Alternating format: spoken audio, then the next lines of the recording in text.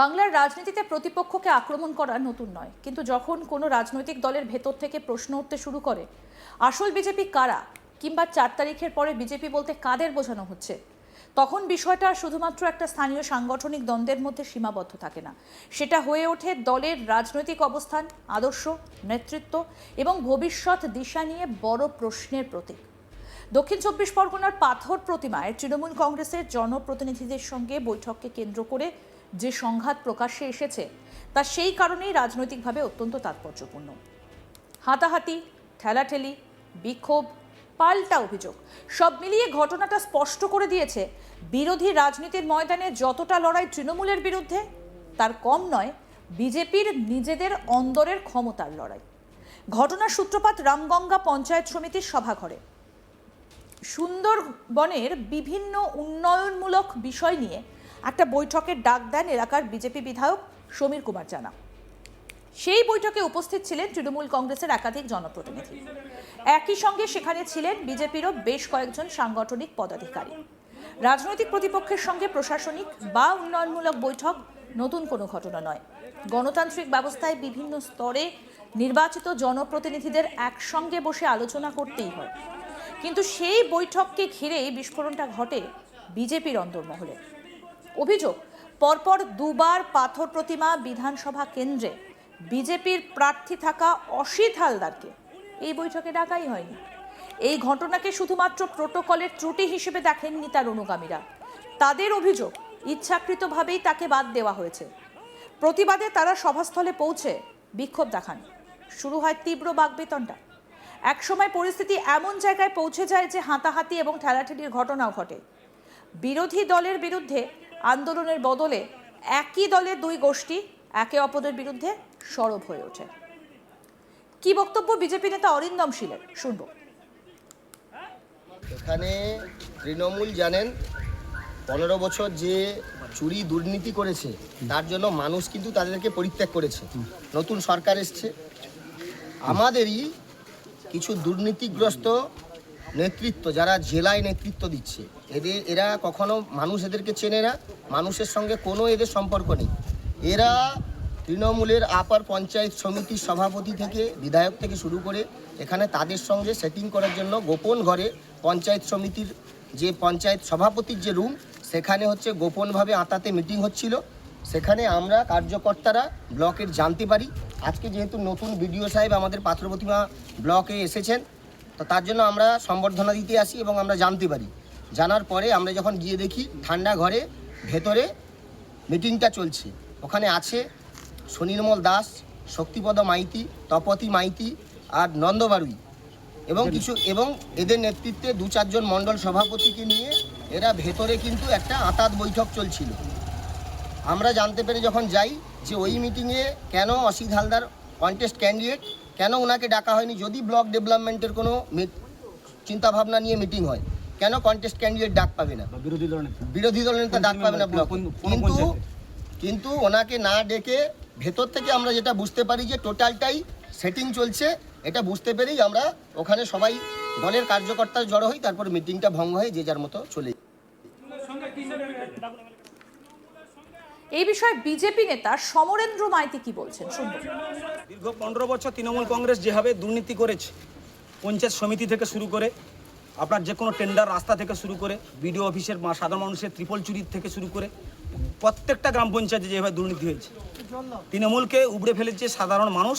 পশ্চিমবঙ্গের সনাতনী সংস্কৃতিকে রক্ষা করার স্বার্থে, বিজেপিকে প্রতিষ্ঠিত করার স্বার্থে যে সমস্ত কার্যকর্তারা 1টা 10টা করে 15টা করে কেস খেয়েছে, তাদের মধ্যে ইনারা পড়েন না। এই সুনির্মল দাস বা এই যে মাইতি, তপতি মাইতি কিংবা এরা পড়ে না। এরা এই আপনার 4 তারিখে 2টোর পরে আখের ঘুষানোর জন্য, বুঝতে পেরেছেন, বিজেপিকে সামনে রেখে। কিন্তু বিজেপি দুর্নীতিগ্রস্ত দল না।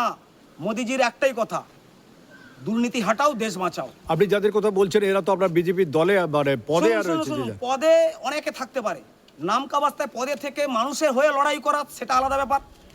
আপনারা নিজেরাই দেখেছেন, সাধারণ মানুষ জানে, 2,46,000 ভোটার জানে কারা অসিত হালদার এবং ভারতীয় জনতা পার্টির পদ্মফুল নিয়ে সারা ব্লকে লড়েছে।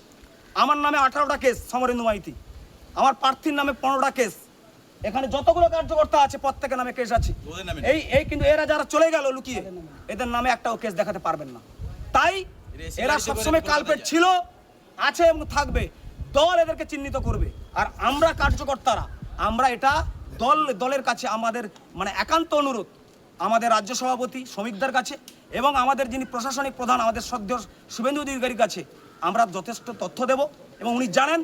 এবং কোনো দুর্নীতিগ্রস্ত কন্ট্রাক্ট, আপনারা একটু কয়েকদিন আগে বলে দেই, কয়েকদিন আগে তৃণমূল কংগ্রেসের কয়েকজন হারমাত যারা তৃণমূল কংগ্রেসের নেতা কাম লুটেরা কন্ট্রাক্টর ছিল, তার মধ্যে এই ঘটনার মধ্যে সবথেকে গুরুত্বপূর্ণ হয়ে উঠেছে একটা মন্তব্য। ওরা 4 তারিখের পরের বিজেপির বিধানসভা কনভেনার নন্দলাল বারুই প্রকাশ্যে দাবি করেছেন সুন্দরবন উন্নয়নের স্বার্থে দলের ঊর্ধ্বতন নেতৃত্বের নির্দেশ মেনেই তারা বৈঠকে যোগ দিয়েছিলেন। তার বক্তব্য, যারা এই বৈঠকের বিরোধিতা করছে তারাই 4 তারিখের পরের বিজেপি।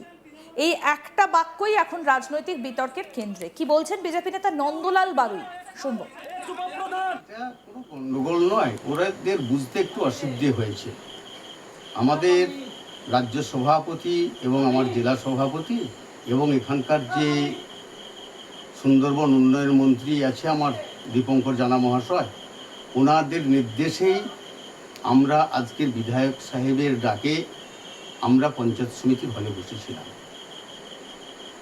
আমরা প্রত্যেকেই জানি তৃণমূল কংগ্রেস গত 8 সাল থেকে আমার সারা পাথর প্রতিমাতে যে দুর্নীতি করেছে তা সীমাহীন।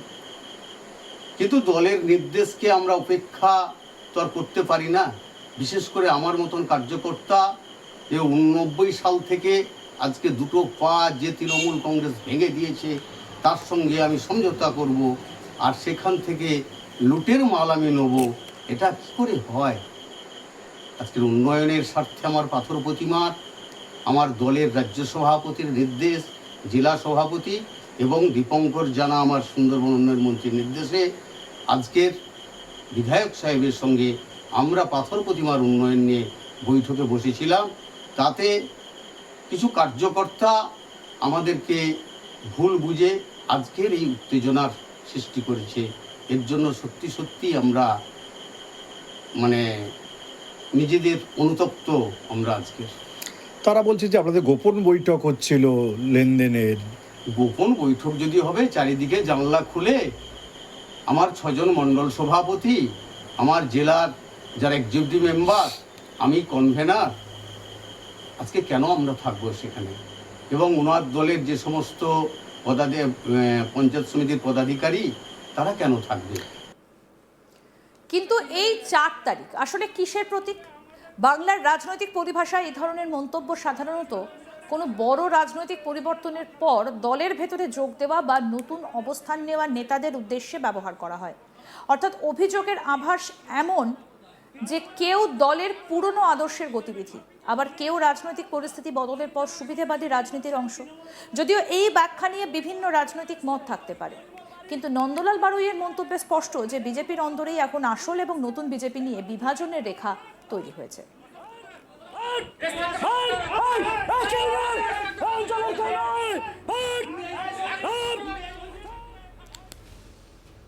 আরও আপডেট পেতে দেখতে থাকুন আজ তাক বাংলা, সাবস্ক্রাইব করুন।